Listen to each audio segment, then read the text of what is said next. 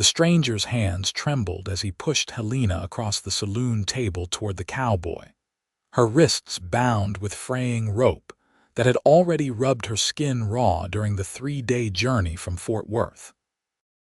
Austin Cole looked at the girl, then at the dusty bottles of whiskey the stranger was demanding, and felt something crack open inside his chest that had been sealed shut for 5 long years. It was 1878 in Amarillo, Texas, and the spring heat was already making the wooden planks of the Silver Star Saloon creak and groan. Austin had ridden into town 3 hours earlier, his horse exhausted, and his supplies depleted after a cattle drive that had gone south when half the herd scattered during a storm. He had been counting the coins in his pocket, calculating whether he had enough for a room and a hot meal, when the stranger dragged Helena through the door. The man was gaunt and hollow-eyed, his clothes stained with trail dust and something darker that Austin tried not to think about. He had the desperate look of someone who had lost everything and was clawing for one last chance at salvation through the bottom of a bottle. 3 bottles of your best whiskey, the stranger said, shoving Helena forward again. She stumbled but caught herself against the table, her dark hair falling across her face. This one is worth it. Good worker. Young, healthy. I won her in a card game up in Dallas, but I need the whiskey more. Austin felt every eye in the saloon turn toward them. The bartender, a thick-necked man named Morrison, had stopped wiping glasses. 2 ranch hands at the corner table had frozen with their cards in hand. Even the piano player had let his fingers fall silent on the yellowed keys. Helena raised her head slowly, and Austin saw her face fully for the first time. She could not have been more than 22 or 23, with sharp cheekbones that spoke of recent hunger and eyes the color of storm clouds. But it was not her beauty that struck him. It was the fierce, unbroken defiance in those eyes despite the rope burns on her wrists and the exhaustion etched into every line of her body. "No," Austin heard himself say. The stranger blinked. "What did you say?" "I said no." Austin stood up from his chair, and he was a tall man, broad-shouldered from years of ranch work, with sun-weathered skin and hands calloused from rope and leather. "I am not trading anything for a human being." "Then somebody else will," the stranger snapped, looking around the room. "Anyone here want a good deal? 3 bottles of whiskey for this girl. She can cook, she can clean, she can do whatever you need doing." Helena's jaw tightened, but she did not speak. Austin saw her hands curl into fists despite the rope binding them. Morrison set down his glass with a heavy thud. "Get out of my establishment. We do not do that kind of business here." "Since when?" the stranger demanded. "I have seen plenty of deals made in this saloon that were not exactly Sunday school proper." "Since right now," Morrison said, reaching under the bar. Everyone knew he kept a shotgun there. "You heard me. Get out." The stranger's face flushed red. He grabbed Helena's arm and yanked her toward the door. "Fine. Plenty of other places in Amarillo that will take my offer," something in Austin snapped. He had spent 5 years trying to forget the faces of people he could not save, people who had suffered while he stood by helpless during the war and the hard years after. He had ridden away from too many injustices, telling himself it was not his fight, not his problem, not this time. "Wait," Austin said, his voice cutting through the tense silence. "I will give you the 3 bottles of whiskey." The stranger turned, his eyes lighting with greedy hope. Helena's expression did not change, but Austin saw something flicker across her face. Resignation, maybe. Or just exhaustion at being passed from one hand to another like property. Morrison pulled out 3 bottles from under the bar and set them on the counter. They were good bottles, worth at least $20 together. Austin walked over and laid his money down, watching his carefully saved wages disappear coin by coin. It was everything he had earned from the last cattle drive. Everything he had planned to use to finally buy that piece of land he had been eyeing south of town. The stranger's hands shook as he reached for the bottles. He uncorked the first one right there and took a long swallow, closing his eyes in relief. Austin took the 3 bottles, walked to the door, and stepped out into the blazing afternoon sun. The stranger and Helena followed him, along with several curious onlookers from the saloon. The dusty main street of Amarillo stretched out before them, lined with false-fronted buildings and hitching posts. Austin unscrewed the cap of the first bottle. The whiskey inside gleamed amber in the sunlight. "What are you doing?" the stranger asked, his voice rising. "Those are mine. We had a deal." "We did," Austin agreed. Then he turned the bottle upside down, the whiskey poured out in a golden stream, splashing into the dust of the street. It darkened the parched earth, spreading in a puddle that caught the light. The smell of it rose sharp and strong in the heat. "No." The stranger lunged forward, but Austin sidestepped him easily. Austin opened the second bottle and poured it out too, watching it soak into the ground. Then the third. 3 bottles of expensive whiskey gone into the Texas dust. His entire savings, converted to liquid and then to nothing but a damp spot in the street. The stranger fell to his knees, trying uselessly to scoop up the muddy mixture with his hands. He was cursing, weeping, his face twisted with rage and despair. Austin turned to Helena. She was staring at him with an expression he could not quite read. Shock, certainly, confusion, and something else that might have been the first fragile beginning of hope. He pulled out his pocket knife and cut through the ropes binding her wrists. They fell away and she rubbed at the raw marks, her eyes never leaving his face. "You are free," Austin said quietly. "You are not property. You are not a trade. You are a human being and you are free." Helena opened her mouth, closed it, then tried again. Her voice was hoarse when she finally spoke. "Why?" It was such a simple question with such a complicated answer. Austin looked at this young woman who had been dragged across Texas and offered up like livestock, who had every reason to trust no one and expect nothing but cruelty from the world.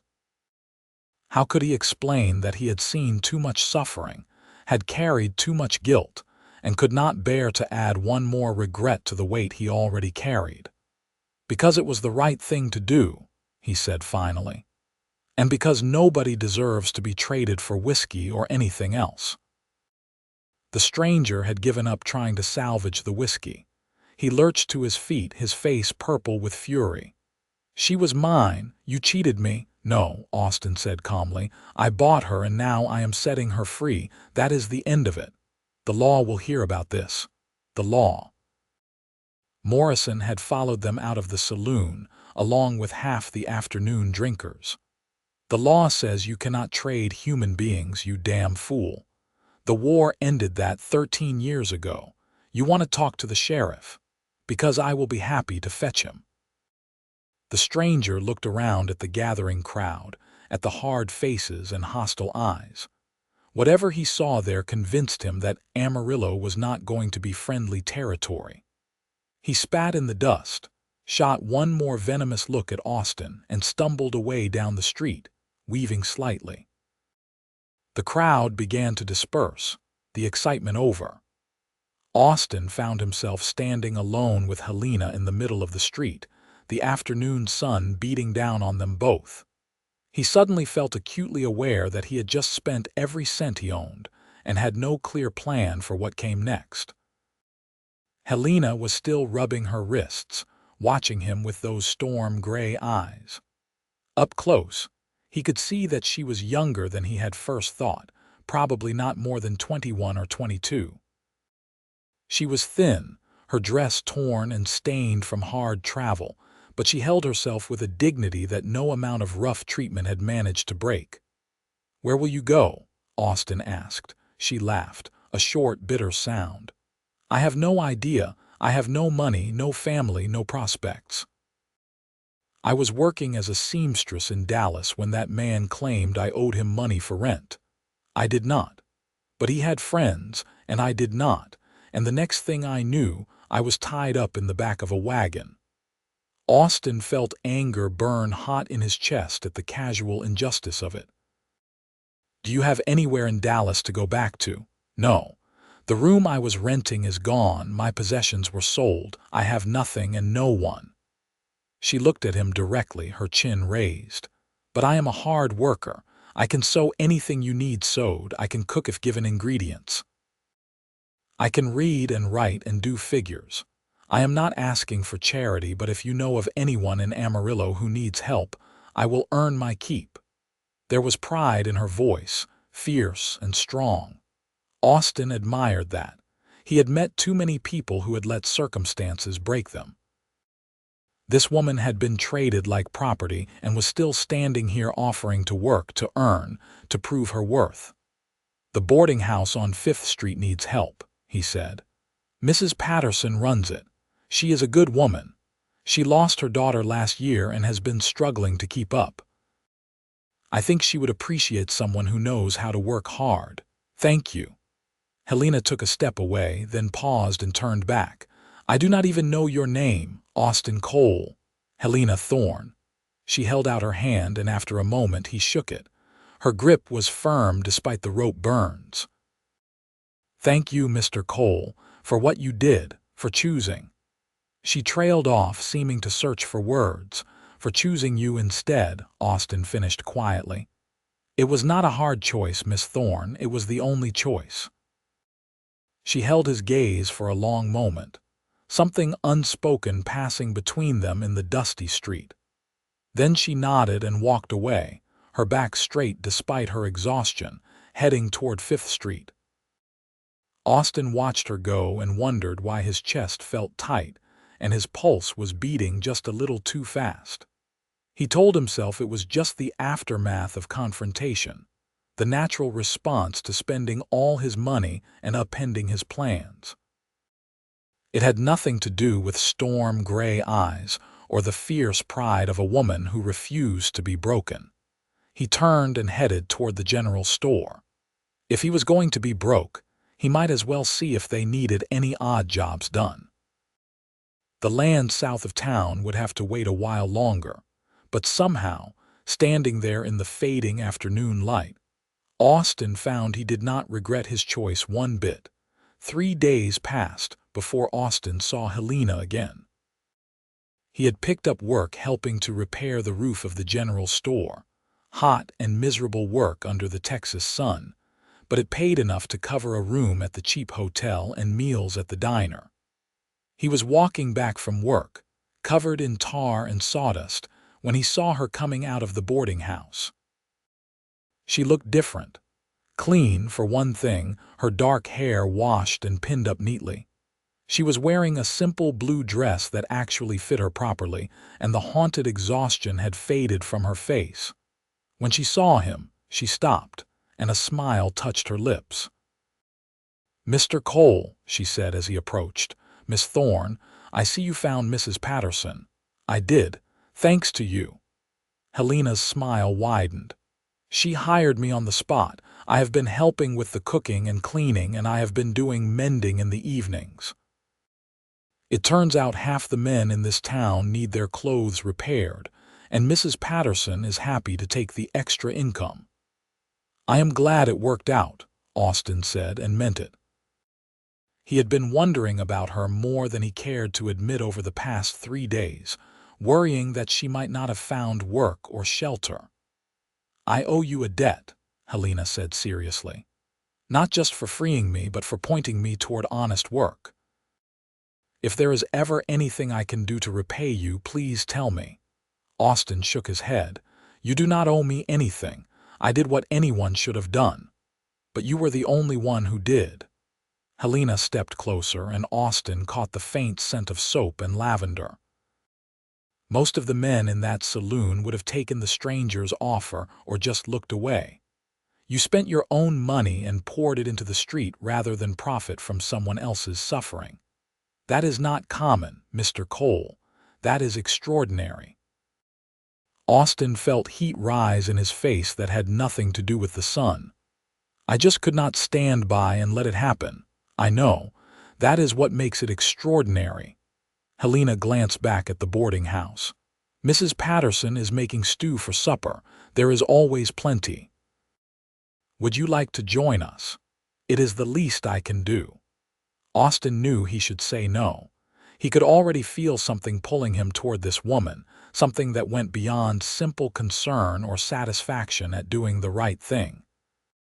Getting closer to her, spending time with her, would only make those feelings stronger. And what did he have to offer? He was a cowboy with no land, no real home, just a series of odd jobs and broken plans. I would like that, he heard himself say. Helena's smile was like the sun breaking through clouds. Good. Come by at 7. Mrs. Patterson will be delighted.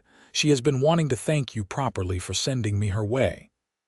That evening, Austin washed the tar and sawdust from his skin and put on his one good shirt. He told himself he was just being polite, that this was a simple thank you dinner, nothing more. He did not examine too closely why he took extra time to shave or why his heart was beating faster as he walked to the boarding house. Mrs. Patterson turned out to be a plump woman in her 60s with kind eyes and a no-nonsense manner. She greeted Austin at the door like an old friend and ushered him into a dining room where a long table was set for 8. The other boarders were already gathering. A school teacher named Miss Williams, 2 ranch hands, a clerk from the land office, and an elderly man who worked at the telegraph office. Helena was helping serve the stew, ladling it into bowls with practiced efficiency. She had tied a clean apron over her blue dress, and loose strands of dark hair framed her face. When she set a bowl in front of Austin, their hands brushed briefly, and he felt that contact like a spark of electricity. The meal was noisy and cheerful, with the boarders trading stories and jokes. Austin found himself seated next to Helena, acutely aware of her presence beside him. She joined in the conversation easily, laughing at the ranch hand's exaggerated tales of stubborn cattle and contributing her own observations about life in Amarillo. "How are you finding our town, Miss Thorne?" the schoolteacher asked. "I find it surprisingly welcoming," Helena said, shooting a quick glance at Austin. "I arrived under difficult circumstances, but I have been met with kindness at every turn since." "We heard about what happened," one of the ranch hands said bluntly. "Heard Austin here poured out 3 bottles of whiskey rather than let that bastard, begging your pardon, ladies, keep you." "Language, Bill," Mrs. Patterson said mildly, but she was looking at Austin with warm approval. "Though I cannot say I disagree with the sentiment. What you did was the act of a true gentleman, Mr. Cole." Austin shifted uncomfortably. "I just did what was right." What was right and what people actually do are often 2 very different things, the elderly telegraph operator said. "You are a good man, son. This town could use more like you." The conversation moved on, but Austin felt Helena's eyes on him. When he glanced at her, she was watching him with an expression of such open warmth that it made his breath catch. After dinner, Austin offered to help with the dishes. Mrs. Patterson shooed him away, but Helena intercepted him at the door. "Walk with me," she asked. "It is a nice evening and I could use some air." They stepped out into the soft darkness of a Texas night. The heat of the day had faded to a pleasant warmth and stars were beginning to appear overhead. Amarillo's streets were quiet. Most people already home or settled into the saloons for the evening. They walked in silence for a while, their footsteps echoing on the wooden boardwalk. Austin was intensely aware of Helena beside him, close enough that their shoulders almost touched. "Can I ask you something?" Helena said finally. "Of course. Why did you really do it? And please do not just say it was the right thing. I need to understand." Austin took a breath, considering how much to tell her. But there was something about this woman that made him want to be honest, to share truths he normally kept locked away. "I was in the war," he said quietly. "Just at the end, but I saw enough. After it ended, I drifted for a while, trying to figure out what to do with myself. I saw a lot of things during those years. I saw people hurt other people for no good reason. I saw injustice piled on injustice. And most of the time, I just walked away. Told myself it was not my problem, not my fight." He paused, remembering. "But each time I walked away, it got a little harder to live with myself. The weight of all those moments when I should have done something, but did not, just kept piling up. When I saw that man trying to trade you like you were livestock, I knew if I walked away from that, I would never be able to look at myself in the mirror again. So I did not walk away. I did the thing I should have been doing all along." Helena was quiet for a long moment. When she spoke, her voice was soft. "You carry too much guilt for things that were not your fault. Maybe, but that does not change what I saw or what I did not do about it. You cannot save everyone, Austin." It was the first time she had used his first name, and it sent a small thrill through him. "No one person can fix all the world's wrongs. I know, but I could do something about that one wrong in that one moment, so I did." Helena stopped walking and turned to face him fully. In the lamplight from a nearby window, her eyes gleamed. "You saved me. You gave me back my freedom and my dignity. You gave me a chance to start over. That is not nothing, Austin. That is everything."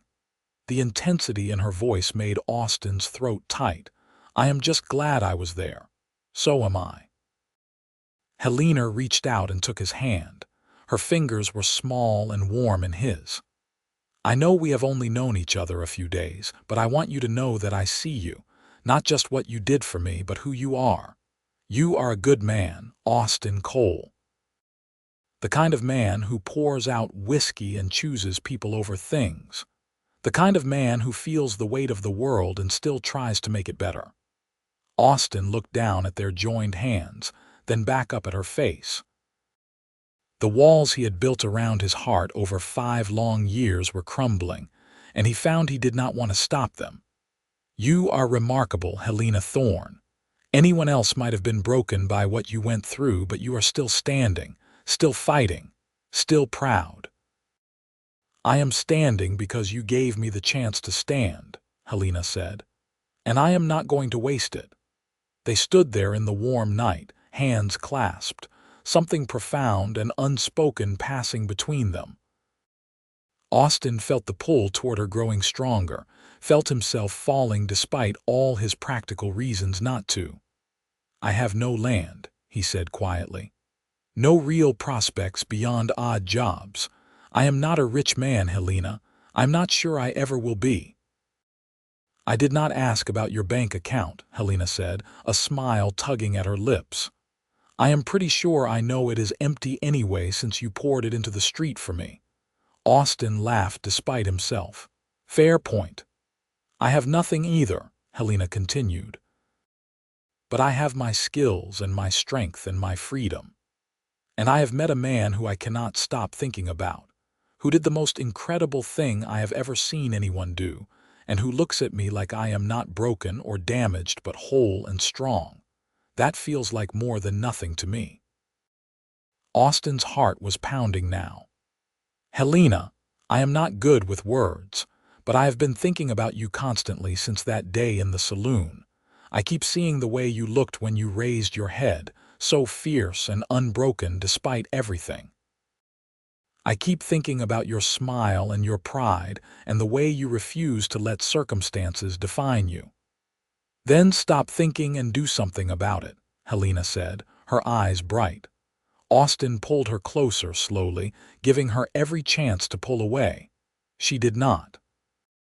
Instead, she stepped into him, raising her face to his. He cupped her cheek with his free hand, feeling the softness of her skin, the warmth of her. "I am going to kiss you now," he said softly, "if that is all right with you." I thought you would never ask, Helena whispered. Their first kiss was gentle, tentative, a question and an answer all at once. But then Helena's arms came up around his neck, and Austin pulled her closer, and the kiss deepened into something that felt like coming home after a long, hard journey. When they finally broke apart, both breathing hard, Austin rested his forehead against hers. "I am falling for you," he said.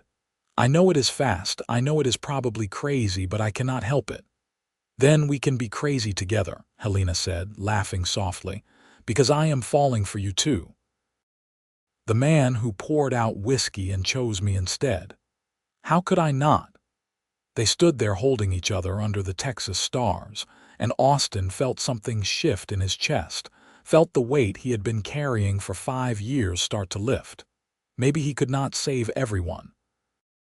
Maybe he could not fix all the world's wrongs.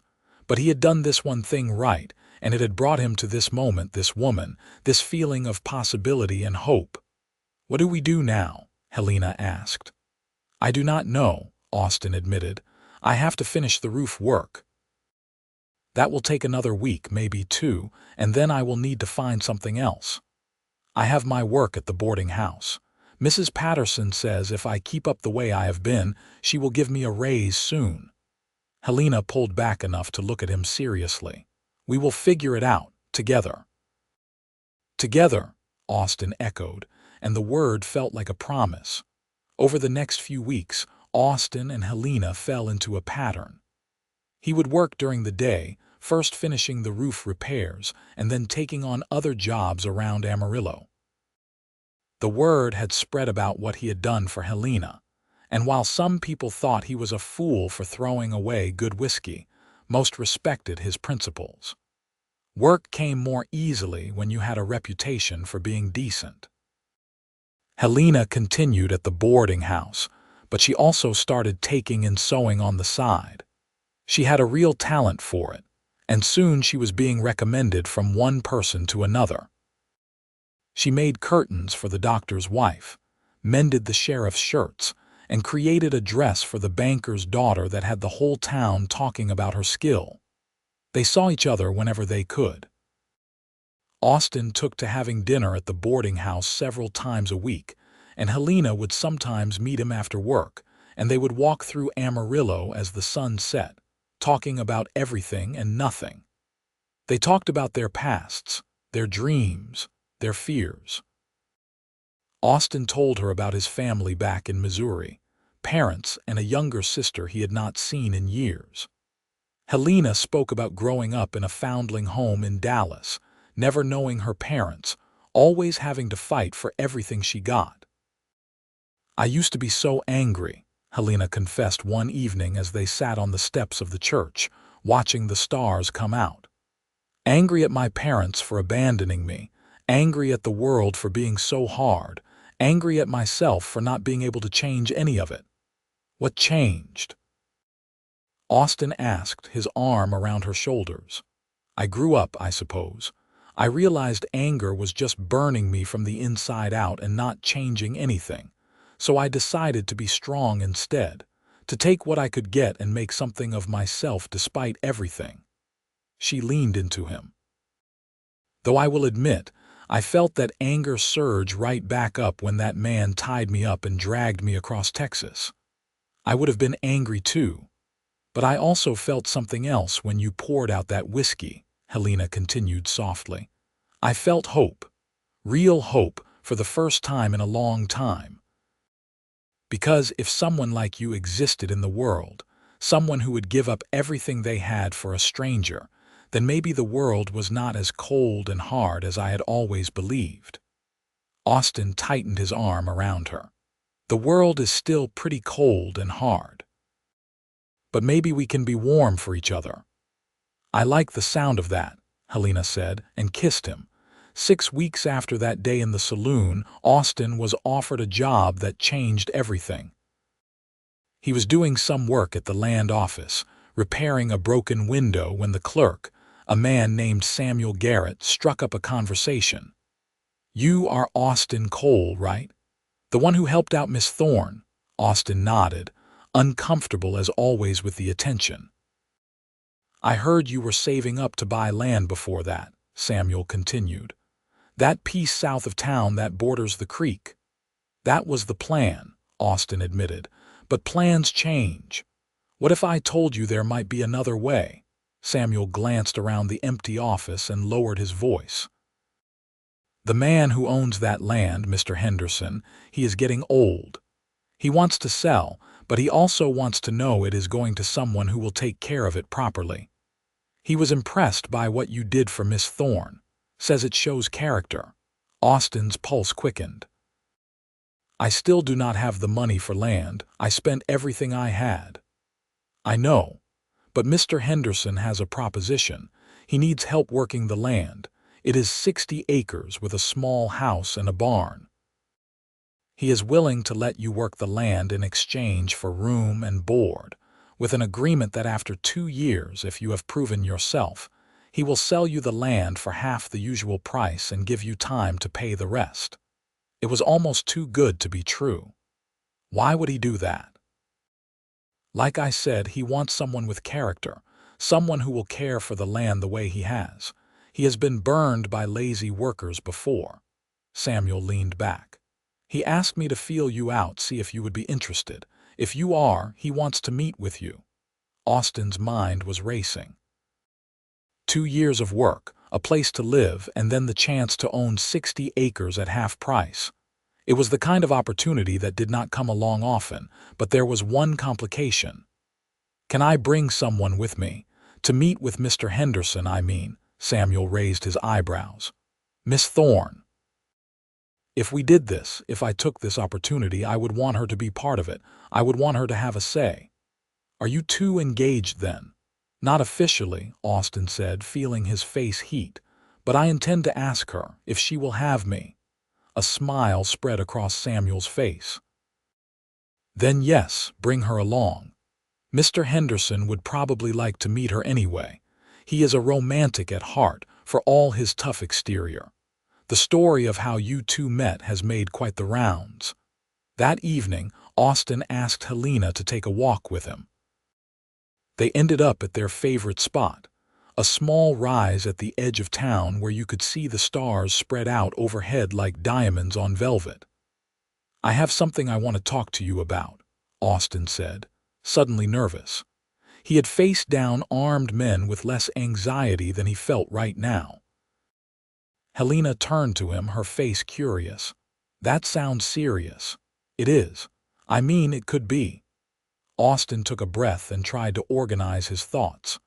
"I have been offered an opportunity, a chance to work a piece of land with the option to buy it in 2 years, 60 acres with a house and a barn. It is the land I was saving for originally." "Austin, that is wonderful." Helena's face lit up. "You must be so excited." "I am, but I do not want to do it alone."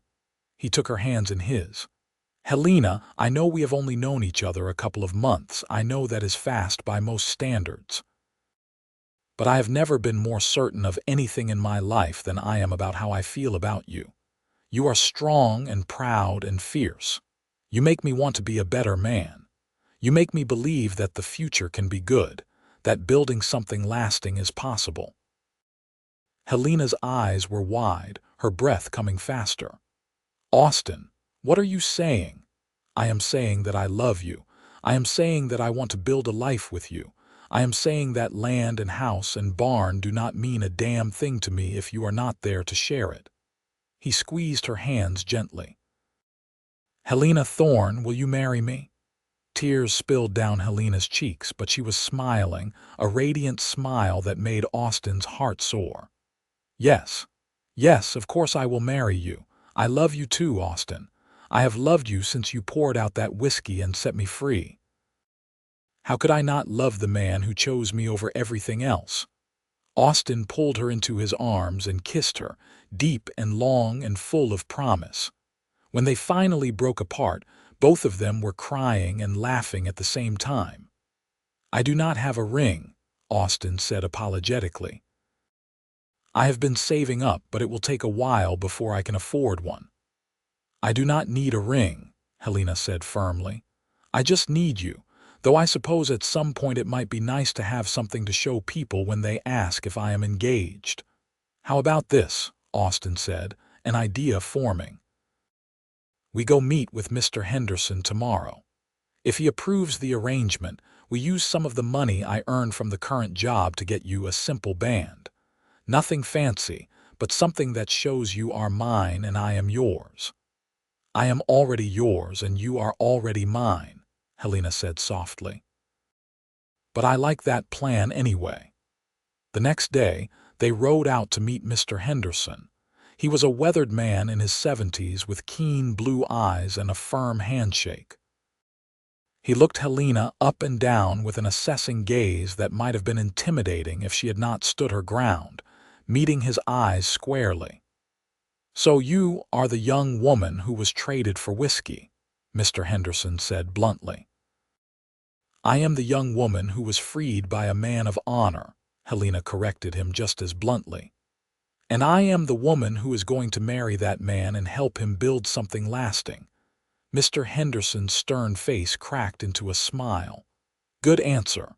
I like you, and I already liked him." He gestured at the land around them. "Here is the situation. I am old, I am tired, and my children have all moved back east. They do not want this land. But I spent 40 years of my life making this place what it is, and I will be damned if I sell it to just anyone who wants to turn a quick profit." He led them on a tour of the property. The house was small but well built, with 2 rooms downstairs and a sleeping loft above. The barn was sturdy and there was a chicken coop, a well with good water, and fields that had been carefully tended. The creek that bordered the property ran clear and clean. "You work the land for 2 years," Mr. Henderson said. "You keep it up. You improve it where you can, and you show me you have the character to be good stewards of this place. At the end of 2 years, you can buy it from me for $1,500. That is half what I could get on the open market, and I will give you 5 years to pay it off." Austin and Helena exchanged glances. It was an incredible offer, almost too generous. "Why are you doing this?" Austin asked. "You could get full price from someone else." "Because money is not everything, son. I have enough to live on for my remaining years. What I want is to know this land will be cared for by someone who deserves it." Mr. Henderson looked at Austin seriously. "What you did for Miss Thorne showed me you are a man who values people over possessions. That is rare. That is the kind of man I want owning this land." "We accept," Helena said before Austin could speak, "and we will make you proud. We will care for this land like it is the most precious thing in the world." "Second most precious," Austin corrected, looking at her. "You are the most precious thing in the world." Mr. Henderson laughed, a rusty sound like he did not do it often enough. "You two are going to do just fine." "When can you start? When do you want us?" Austin asked. "Next week. That gives you time to get married if that is your plan." "It is," Helena said firmly. They were married 3 days later in the small church in Amarillo with Mrs. Patterson and Samuel Garrett as witnesses. Helena wore a simple dress she had made herself from fabric she had been saving, and Austin wore his one good suit, freshly cleaned. The ceremony was brief but heartfelt, and when the preacher said Austin could kiss his bride, he did so with such feeling that Mrs. Patterson dabbed at her eyes with her handkerchief. After the ceremony, there was a small celebration at the boarding house. Mrs. Patterson had made a cake, and several of the townspeople Austin and Helena had befriended brought small gifts. It was not a grand wedding, but it was filled with warmth and genuine affection. That night, Austin carried Helena over the threshold of the small house on Mr. Henderson's land, which was now their land to care for. He set her down gently in the main room, which was lit by the soft glow of the oil lamps they had brought with them. "Hello, Mrs. Cole," Austin said softly. "Hello, Mr. Cole," Helena replied, her eyes shining. "Are you ready to start our life together?" "I have been ready since the moment I saw you," Austin said, pulling her close. "Since the moment I knew I could not let you go." Their wedding night was tender and passionate, a celebration of everything they had overcome and everything they were promising to each other. In the darkness of their small house, with the Texas night singing outside, they came together as husband and wife, sealing their commitment with more than words. In the morning, they woke to their first full day as a married couple and as caretakers of the land. Austin showed Helena around properly, pointing out everything Mr. Henderson had explained about the crops and the animals and the maintenance that needed doing. "It is going to be hard work," Austin said, "especially at first." "I am not afraid of hard work," Helena said. "I have been working hard my whole life. The difference now is that I am working for us, for our future, for something that belongs to me. That makes all the difference." They fell into a routine over the following weeks. Austin worked the fields while Helena tended the chickens, kept the house, and continued taking and sewing work to bring in extra money. She also planted a vegetable garden, carefully tending tomatoes, beans, and squash. In the evenings, they would sit on their small porch and watch the sun set, planning and dreaming about the future. Mr. Henderson came by once a week to check on things and offer advice. He was gruff but kind, clearly pleased with how Austin and Helena were managing. He taught Austin things about the land that could only be learned through years of experience, about which fields needed to rest, and which crops would do best in the Texas soil. "You two are doing better than I expected," Mr. Henderson said one day, about 3 months into their arrangement. "And my expectations were already high." "We want to do right by you and by this land," Austin said. "You are, and more than that, you are happy. I can see it in how you look at each other." Mr. Henderson smiled. "That is what this land needs, not just hard work, but love. A place flourishes when it is cared for by people who love each other and love what they are doing." As the months passed, Austin and Helena grew into their roles not just as caretakers of the land, but as partners in every sense. They learned each other's rhythms, their strengths and weaknesses, the ways they could support and complement each other. When Austin was discouraged by a failed crop, Helena reminded him of everything they had already accomplished. When Helena was frustrated by how slowly their savings were growing, Austin pointed out how much they had compared to when they started with nothing. Their first Christmas together was simple but joyful. They cut down a small juniper tree and decorated it with paper stars Helena made. Austin carved her a wooden keepsake box, spending his evenings for weeks secretly working on it in the barn. Helena sewed him a fine shirt from fabric she had saved up for, with careful stitching that showed all her skill.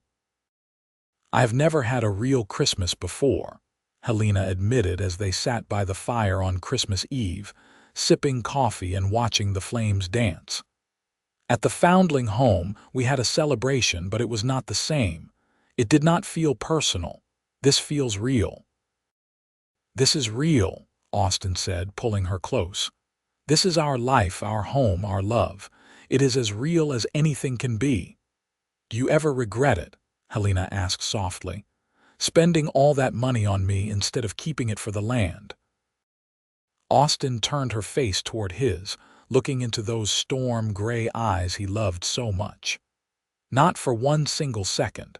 The land is wonderful and I am grateful for this opportunity.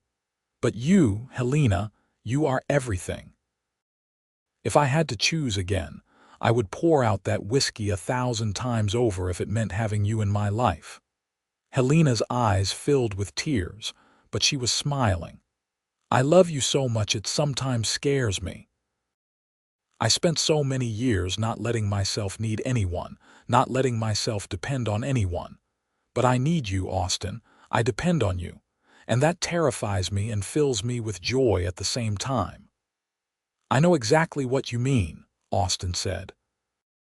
But I do not think love is supposed to be safe and comfortable all the time. I think it is supposed to be big and a little bit terrifying and worth every risk." They made love that night in front of the fire, slow and tender, a reaffirmation of everything they meant to each other. The seasons turned. Spring brought new planting and the birth of several chicks. Summer brought heat and hard work, long days in the fields and evenings too hot to do anything but sit in the shade and drink cool water from the well. Fall brought harvest, and Austin and Helena worked side by side to bring in the crops, their hands blistered but their hearts full. One evening in late fall, about 14 months into their 2-year agreement, Helena had news. She waited until after supper, until they were sitting on the porch in the cool evening air before she spoke. "Austin, there is something I need to tell you," she said, her voice nervous. Austin's heart jumped. "What is it? Are you all right?" "I am fine. Better than fine, actually."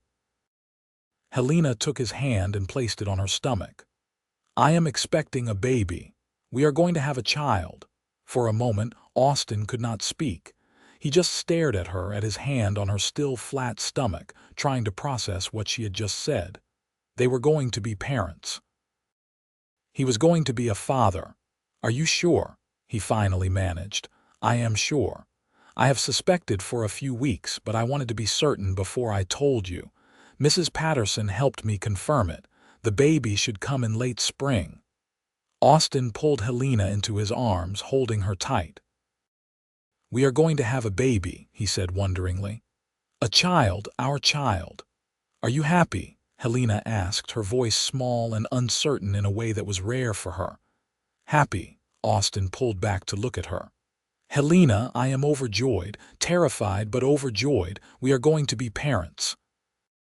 We are going to bring a new life into this world, a life that comes from our love for each other." Helena's face relaxed into a radiant smile. "I was so worried you would think it was too soon, that we are not ready." "We probably are not ready," Austin admitted.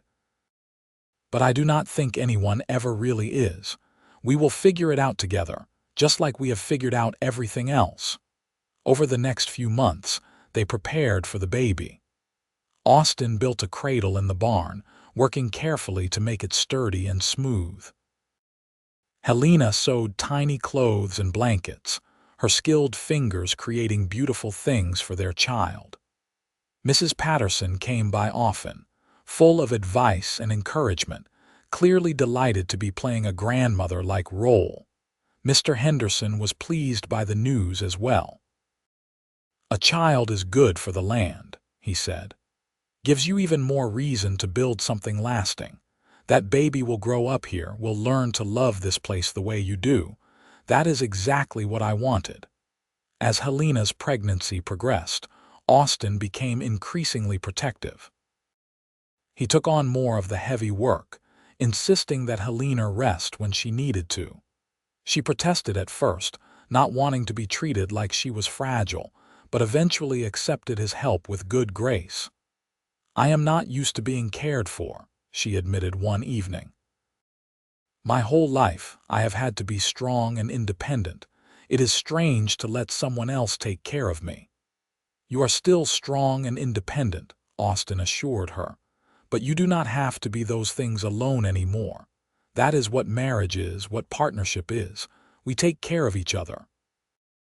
The baby came on a warm day in May, 18 months into their agreement with Mr. Henderson.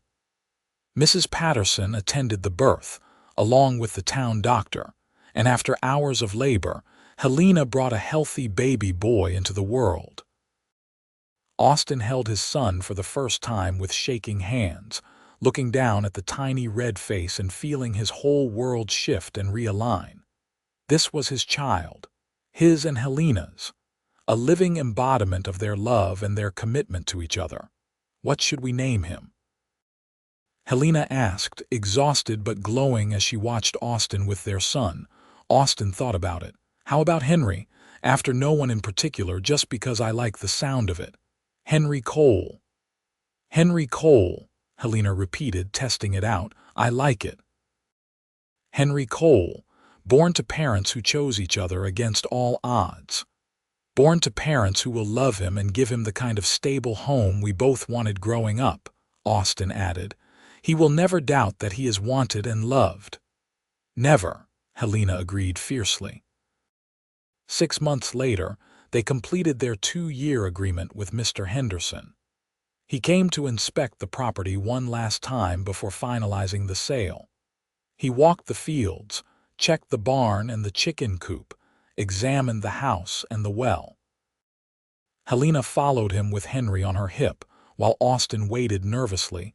Finally, Mr. Henderson turned to them with a smile. "You have exceeded every expectation I had," he said. "This land is in better shape now than when I turned it over to you. You have added to it, improved it, loved it. And you have started a family here. That is exactly what I hoped for." "Does that mean you are willing to sell?" Austin asked, hardly daring to hope.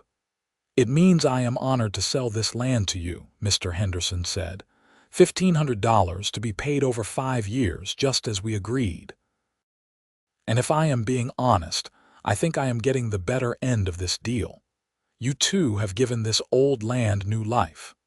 The papers were signed in town the following week, with Samuel Garrett handling the legal details. When Austin walked out of the land office with the deed in his hand, officially owning the 60 acres he and Helena had been working, he felt a sense of accomplishment and pride unlike anything he had ever experienced. "We did it," he said to Helena, showing her the deed. "This is ours. Really, truly ours." Helena took the deed with her free hand. Henry balanced on her other hip and read it carefully. When she looked up, her eyes were bright with tears.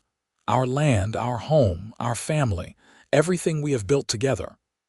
Everything we will keep building together," Austin said.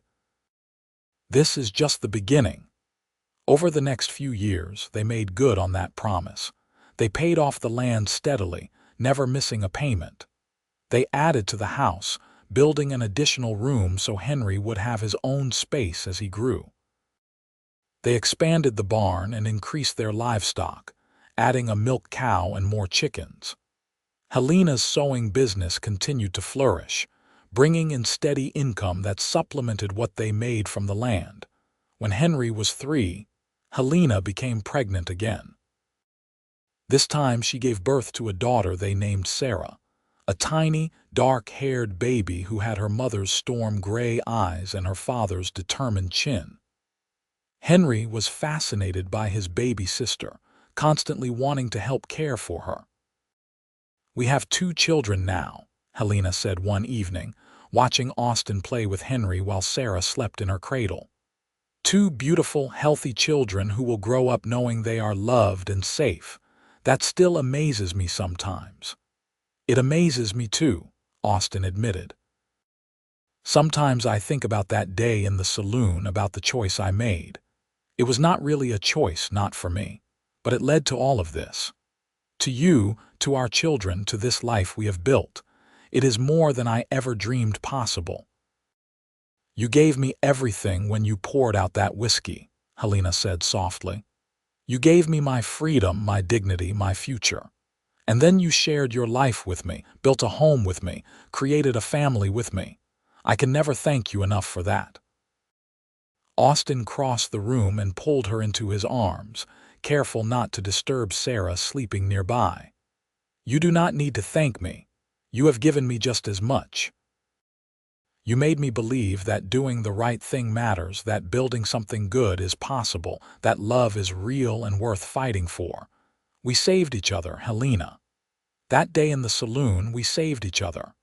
Helena kissed him, deep and sweet. "Then let us keep saving each other, every single day for the rest of our lives." The years continued to pass, marked by the changing seasons and the growth of their children. Henry grew into a thoughtful, serious boy who loved working alongside his father in the fields. Sarah was more adventurous, always exploring and asking questions, keeping both her parents on their toes. When Henry was 7 and Sarah was 4, they had another child, a son they named Thomas. And 3 years after that, their youngest daughter Emma was born. Their small house was full of noise and laughter, with children running in and out, playing in the creek, helping with the chores. Helena sometimes thought about that terrified young woman who had been dragged into a saloon and offered up for bottles of whiskey. She thought about how hopeless she had felt, how certain that her life was over. She could hardly recognize that woman anymore. She had become someone different through love and partnership and the building of a life she could be proud of. "You ever talk to the children about how we met, Mrs. Patterson asked one day when she came to visit. She was older now, moving more slowly, but still sharp and engaged with the world. "We have told them the general story," Helena said, watching her children play in the yard. "That their father did something very brave and kind when I needed help.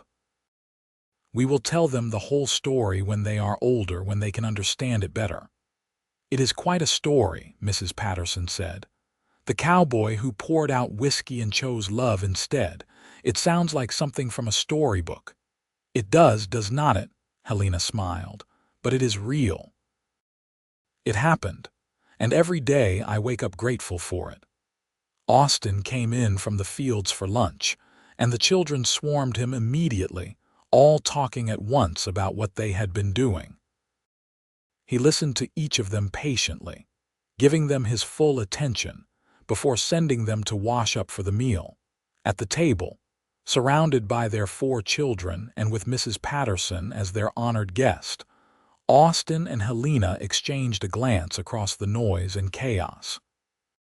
In that look was everything they had built together, every choice they had made, every challenge they had overcome.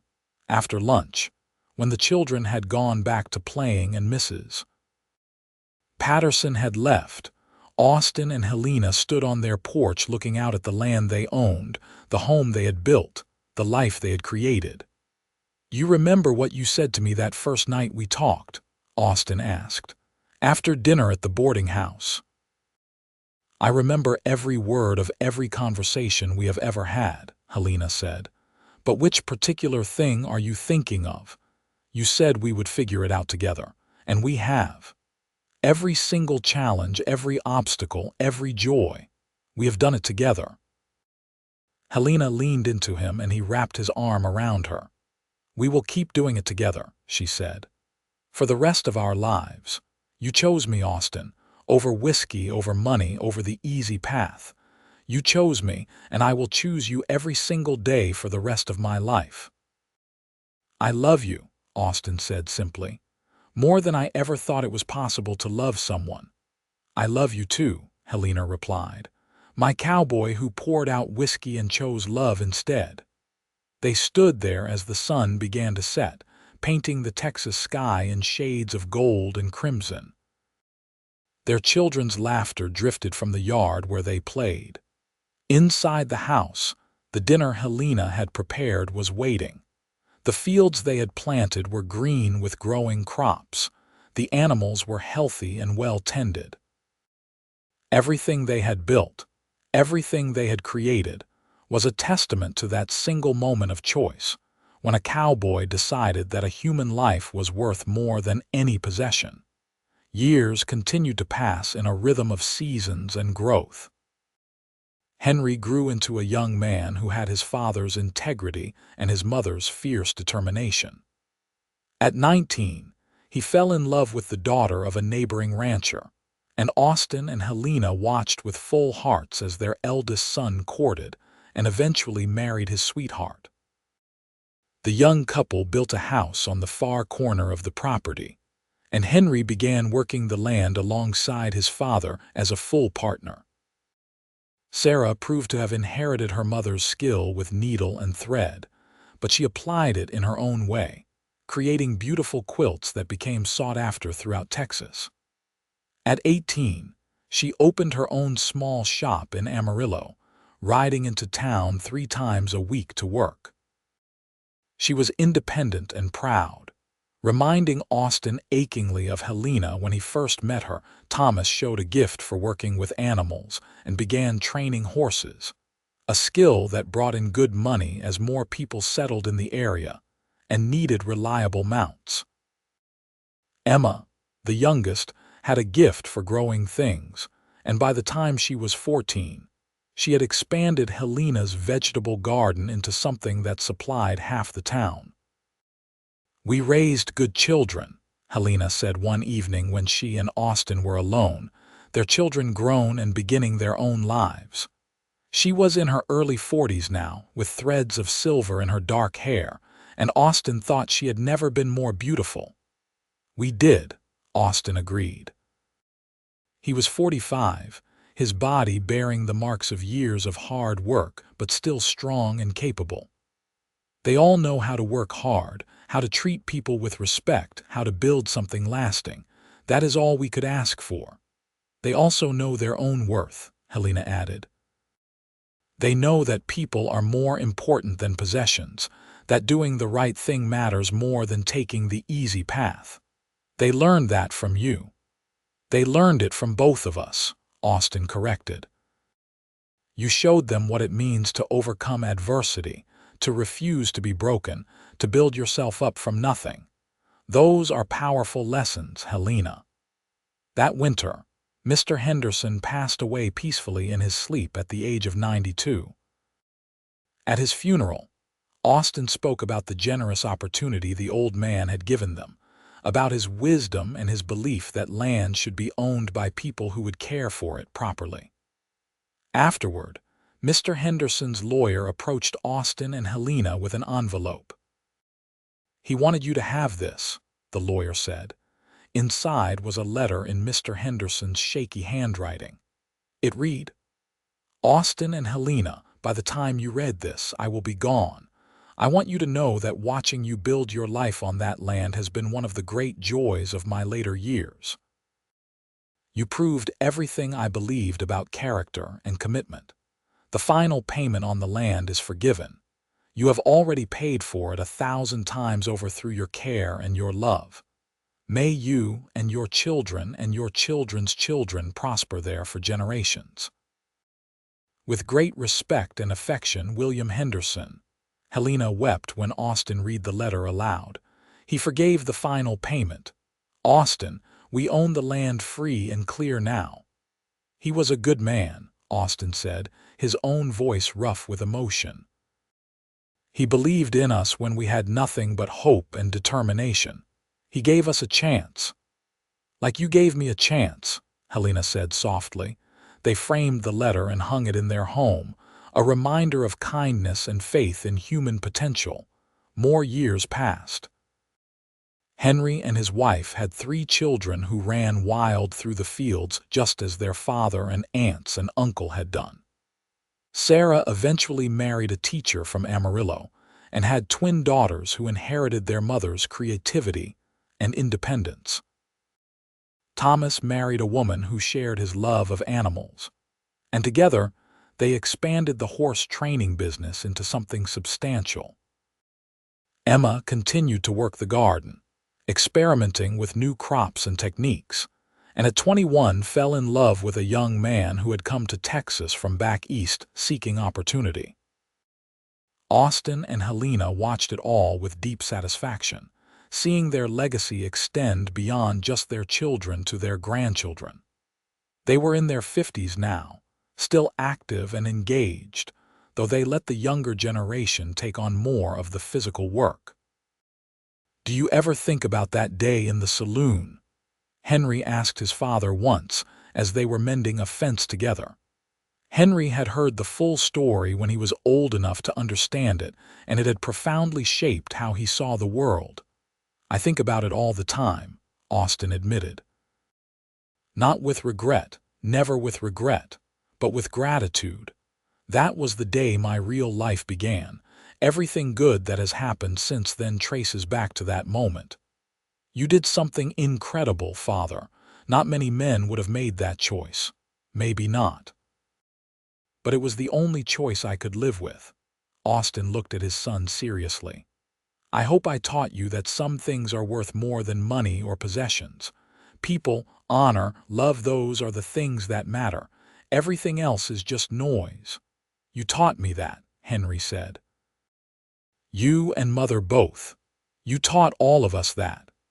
When Austin and Helena were in their early 60s, they stepped back from the daily work of the farm entirely, letting Henry and Thomas and their families run things. They kept the original small house, which had been expanded and improved over the years, and spent their days in a slower, gentler rhythm. Helena still took in sewing occasionally, though now it was more for the pleasure of creating than for the income. Austin helped with smaller tasks and spent time with his grandchildren, teaching them about the land and the importance of caring for it properly. They took to sitting on their porch every evening, watching the sun set over the land they had built their lives on. Sometimes they talked, sharing memories or discussing the latest news from their children and grandchildren. Sometimes they just sat in comfortable silence, their hands clasped together, needing no words to express what they felt. I have been thinking about writing our story down, Helena said one evening. Not for publication or anything like that, just for the family, so that our grandchildren and their children will know how it all began. That is a good idea, Austin said. Though I think the story is not really about that day in the saloon as important as it was.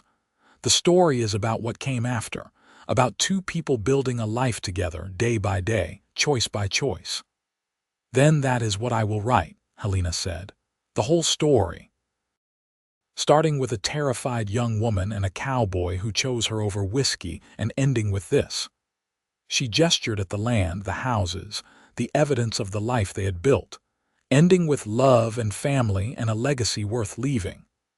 I would like to read that story, Austin said with a smile. Helena spent the next few months writing. She had always been good with words, and they flowed easily as she recounted their journey. She wrote about fear and hope, about hard work and determination, about the small moments and the large ones that had shaped their lives. She wrote about love in all its forms: romantic love, parental love, the love of the land, the love of building something lasting. When she finished, she had a thick stack of pages covered in her neat handwriting. She read it aloud to Austin over several evenings, and they both cried and laughed as they relived their life together through her words. You captured it perfectly, Austin said when she finished. That is exactly how it was, how it felt, what it meant. Helena made several copies of the manuscript in her careful hand, giving one to each of their children. At the next family gathering, with all their children and grandchildren present, she explained what she had written and why.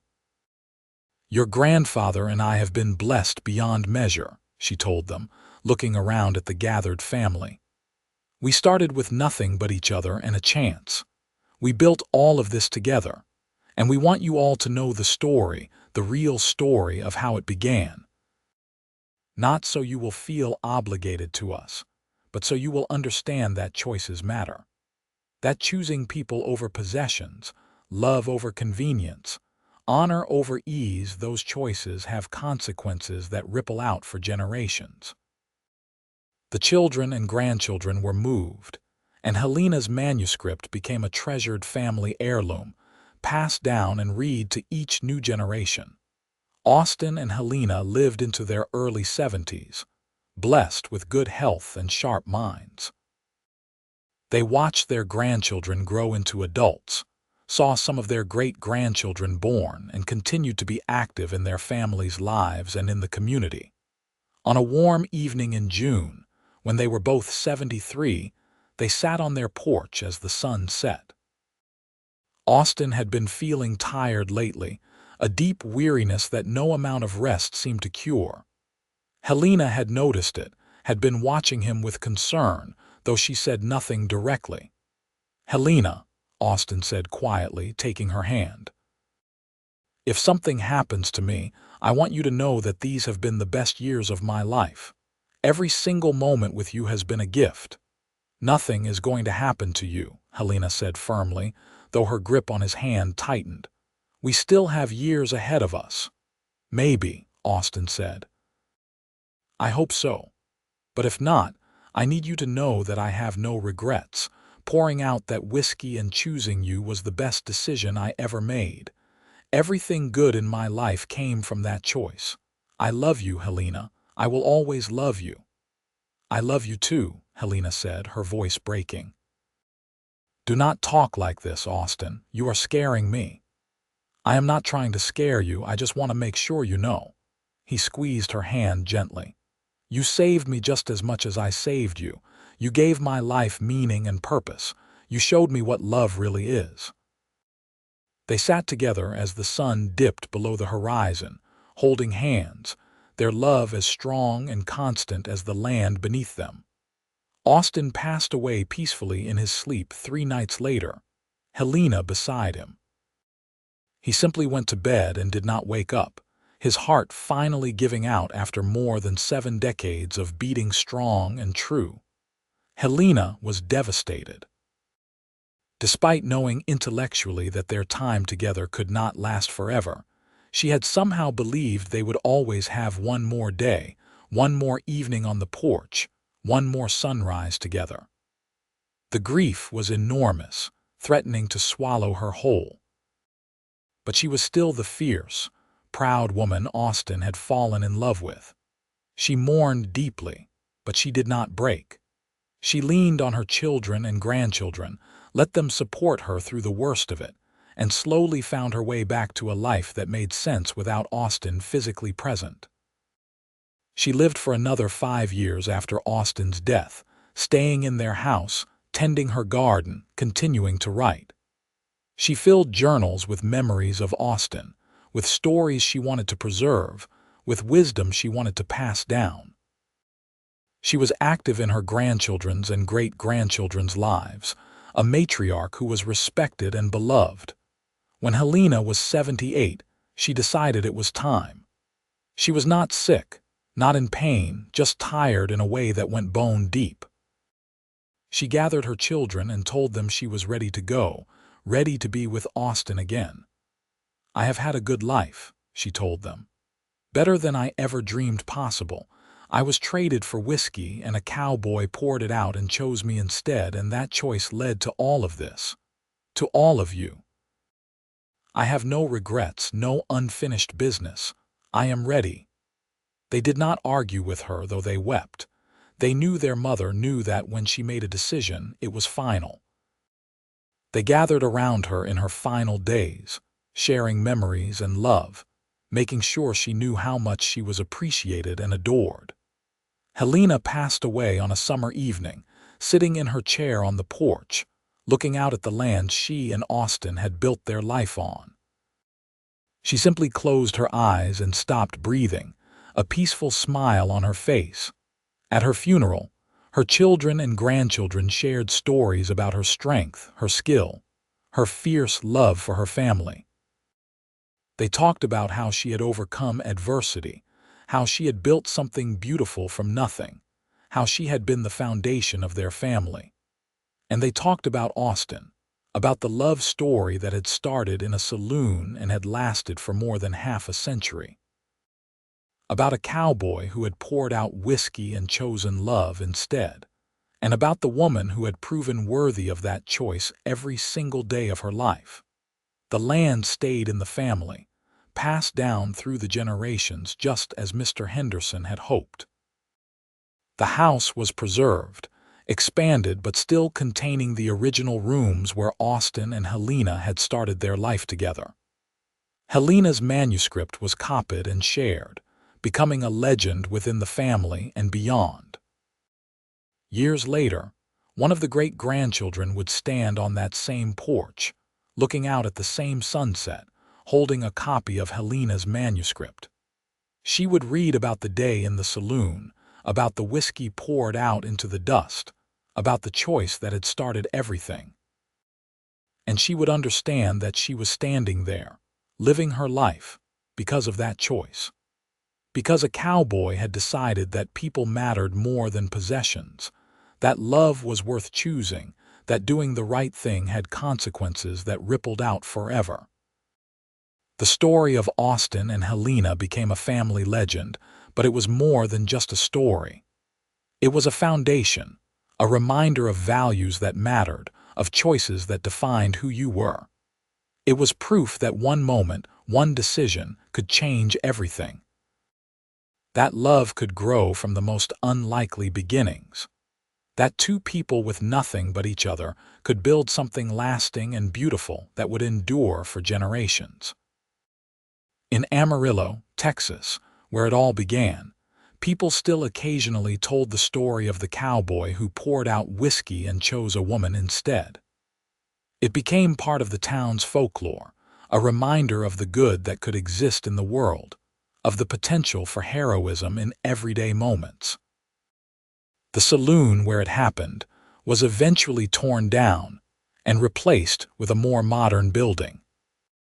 But on the spot where Austin had poured out that whiskey, there was a small brass plaque that read, "On this spot in 1878, Austin Cole chose love over possession, humanity over transaction, and in doing so built a legacy that endures." It was a simple plaque, but it told a profound truth.